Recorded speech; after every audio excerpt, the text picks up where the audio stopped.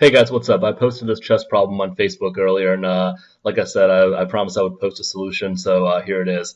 I saw this on Reddit earlier today, actually, and I thought it was so cool, so I wanted to share it with you guys. And even if you're not familiar with chess, this is actually pretty cool anyway, as long as you actually kind of know how to play.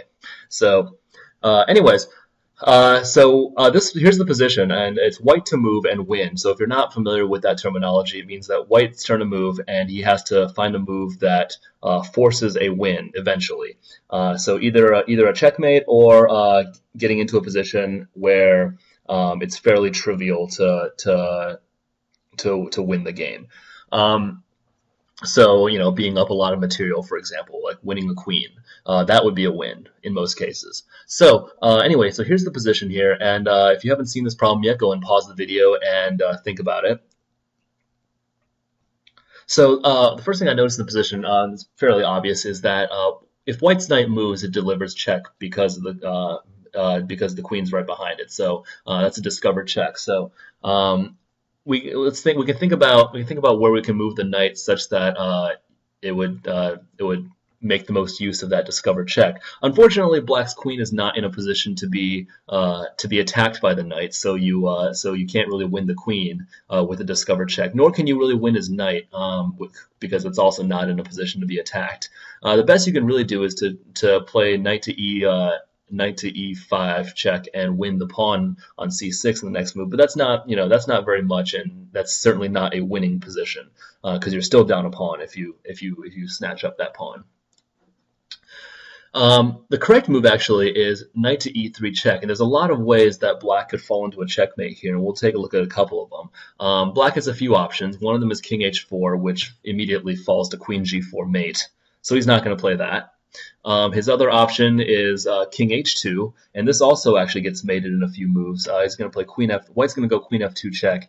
Black's going to go king h3. His other option is king h1, which immediately gets mated, so that's not happening. But he's going to play king h3, and then queen g2, king h4, queen g4 is mate. And that's all forced, obviously. So black's not going to play his king to the h file. His only other move actually is to play king to g3, and that's what he's going to do. White's going to play queen g4 check, and again, black has two options here. One of them is king h2, which immediately gets mated, so he's not going to do that.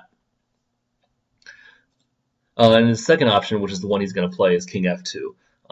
Now, this is about as far as I got in this problem here. But one thing I did notice is that if black were to play king takes knight at some point, and white's queen could get to e1, that would be known as a skewer, meaning as soon as black gets out of check with his king, white can come through and scoop up that queen on e7. And you'll see that theme a little later here, a little bit more clearly. So that's one thing I did notice, and it turned out to be key, but it doesn't quite apply yet.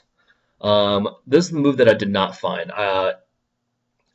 White plays queen f4 check. He can't immediately offer the knight up for sacrifice with something like queen g2 check, because after king takes e3, white's queen can't get to e1 quickly enough to force the skewer. So white's not going to play queen g2 check. He's going to play queen f4 check though, and black is going to play. Black has a few options here. One of them is king to g1. King g1 though gets mated because of queen g3 check. Black can only play king h1 here, and then queen g2 is mate. So black's not going to do that. Black actually is instead going to play his only other option is king e2. Actually, he could also play king e1, but in either case, white's going to play queen f1 check. Now, in this case here, black has a couple of options here.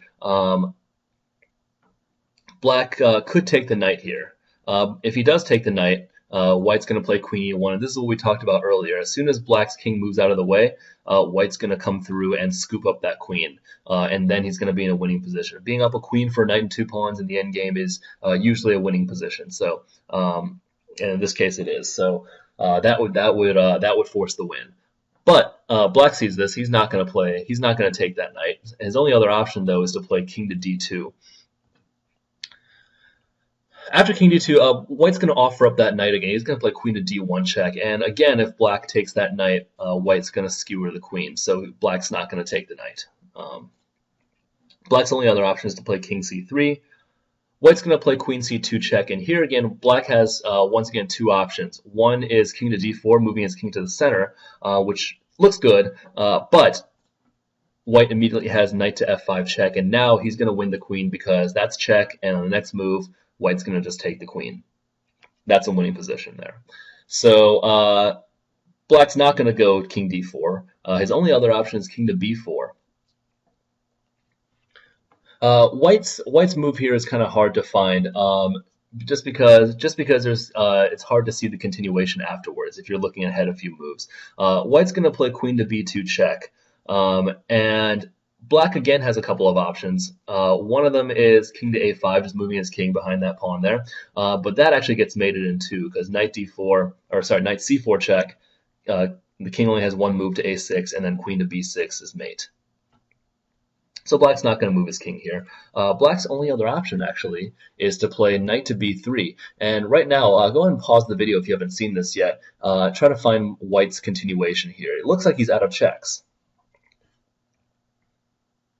But white actually has a brilliant move here, and this one, when I saw this explained, I just about fell out of my chair when I saw this move. White's continuation to win this game is to play queen to a3, and this is a similar theme to earlier. If black happens to move his king out of the way, white's going to come through and take the queen, and that'll be an easy win from there.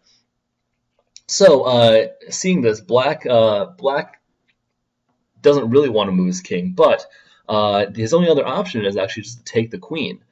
So if black takes the queen, white only has a king and a knight left, but check this out, knight c2 is checkmate because black's king cannot go back to that square that he was on before.